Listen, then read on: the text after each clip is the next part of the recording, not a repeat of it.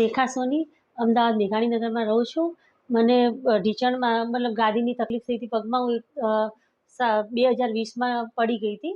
ત્યાંનાથી મને ગાદીમાં ક્રેક આવી હતી. પછી મેં નજીકના હોસ્પિટલની દવા બી લાવી અને ધીરે ધીરે ક્રેક હતું પણ ચાલવામાં બી એવું કંઈ આવે એટલે એ વધતી ગઈ.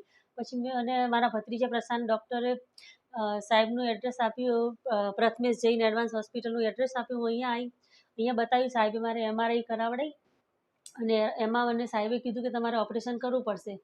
પણ મને એકદમ ગભરાટ થતી હતી કે ઓપરેશન કરાવવું ને એ જ નાની છે ને પ્રોબ્લેમ રહેશે, એટલે મેં 3 મહિના ખેંચ્યા. પછી ધીરે ધીરે દવાથી રાહત થતી હતી, પણ પછી પાછું સાહેબને બતાવ્યું તો સાહેબ કે ઓપરેશન કરાવશો તો સારું રહેશે. પછી મેં ઓપરેશન કરાવ્યું. એના પછી મને શરૂઆતમાં થોડી તકલીફ લાગી, પછી એકદમ કસરત ને બધું કમ્પ્લીટ કર્યું. હવે એના પછી 3 મહિનાથી તો મને એટલું સરસ રિઝલ્ટ આવ્યું હતું. અત્યારે 3 વર્ષ થઈ ગયા છે. એકદમ નોર્મલ થઈ ગઈ છું.